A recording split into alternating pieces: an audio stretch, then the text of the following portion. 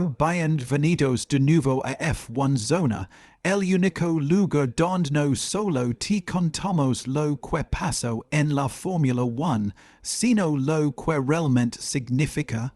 Abrochate el cinturón, porque lo que estás a punto de escuchar no es negocio como de costumbre, no es publicidad corporativa, y definitivamente no es un comentario al azar.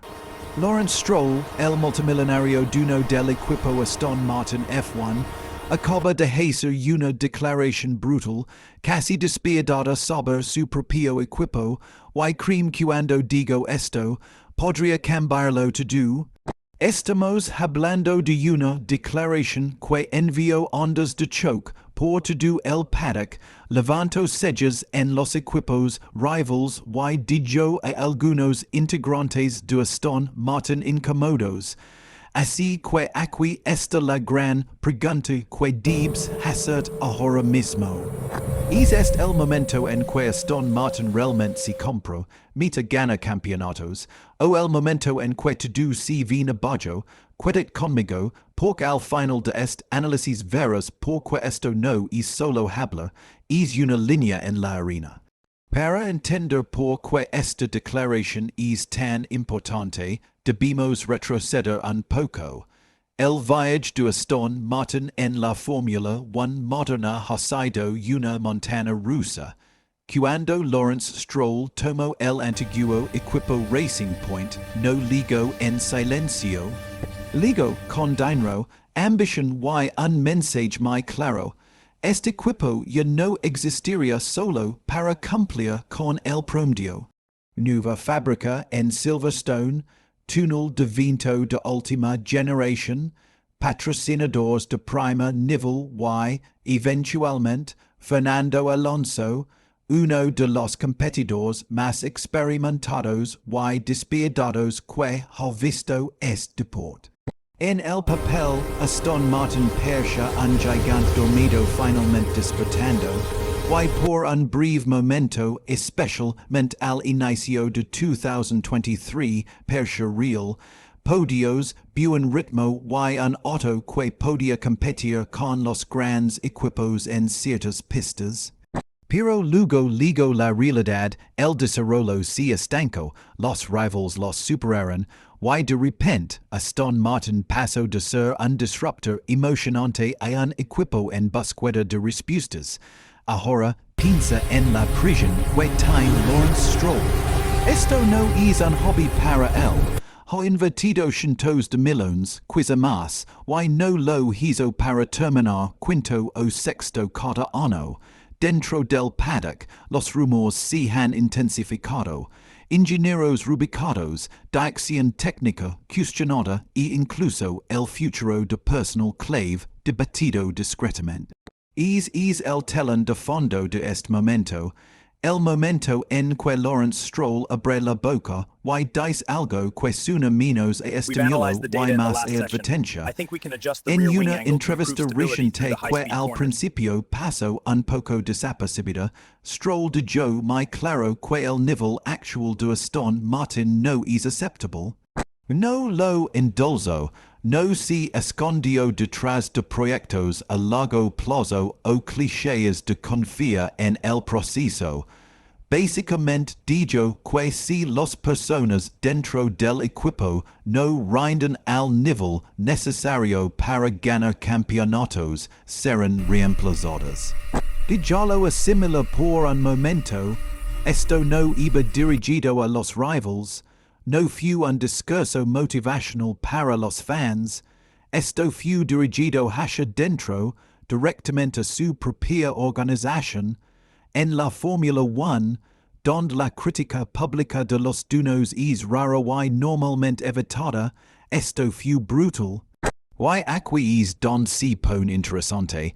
Los equipos de Fórmula 1 son ecosistemas. Pilotos, ingenieros, estrategas, todos operan bajo presión intensa. Cuando el dueño cuestiona públicamente el rendimiento, cambia la atmósfera de la noche a la mañana. Algunas personas prosperan bajo esa presión, otras se quiebran. Lawrence Stroll lo sabe. no es nuevo en negocios de alto riesgo, lo que plantea una pregunta incómoda. Fue esta declaración un movimiento calculado para encender el fuego en Aston Martin. Oh, un signo de frustración a punto de estallar, hablamos ahora de las figuras clave atrapadas en medio de esta tormenta. Primero, Fernando Alonso, bicampeón del mundo, que no vino a Aston Martin a disfrutar su retiro. Alonso está aquí para ganar y lo ha dejado claro una y otra vez. Cuando el auto es competitivo, saca todo. Cuando no lo es, que el equipo lo sepa, a veces educadamente, a veces no tanto. La declaración de Stroll indirectamente valida la ambición de Alonso. Le dice tienes razón al exigir más, pero también añade prisión, porque si Aston Martin hace cambios agresivos y on falla, que queda para los últimos años de Fernando en la F1, luego está la dirección técnica. El nombre de Adrian Newey ha sido mencionado en rumores realistas o no. Y Aston Martin ya ha invertido fuertemente en instalaciones para atraer a los mejores talentos de ingeniería. El comentario de Stroll envía un mensaje claro a toda la parrilla. Aston Martin está abierta a negocios, pero solo si puede entregar resultados. Eso es poderoso. Podría atraer talento, pero también podría desestabilizar la estructura actual si las personas comienzan a mirar por encima del hombro en lugar de concentrarse en el rendimiento. Hagamos una pausa, porque aquí es donde muchos fans creen que saben cómo terminará la historia. Podrías pensar, ok, Duno Rico si impacienta, aplica prisión, el equipo mejora, pero las declaraciones oficiales son solo la mitad de la historia. Lo que escucho de fuentes del Paddock es donde está la verdadera bomba. A puerta cerrada, esto no fue un mensaje general. Supuestamente fue seguido por revisiones internas específicas, objetivos de rendimiento y cronogramas. En otras palabras, Aston Martin no solo habla de cambio, si está preparando para ejecutarlo. Y eso es un nivel completamente distinto de seriedad. Vamos al meollo del asunto, el momento en sí. La declaración de Lawrence Stroll no fue fuerte ni dramática en tono, pero eso la hizo letal, cómodo. Directo, implacable, enfatizó que Aston Martin tiene todo lo necesario para ganar, dinero, infraestructura y talento. Y si los resultados no coinciden con esa realidad, entonces el problema no son los recursos, sino las personas y la ejecución. En la F1, eso es la máxima condena. Elimina excusas, y una vez que no hay excusas, lega la responsabilidad. Las consecuencias son enormes. Para Aston Martin, esto podría significar un cambio de paciencia a largo plazo e implacabilidad a corto plazo. Podría acelerar el desarrollo, afinar la toma de decisiones y obligar al equipo a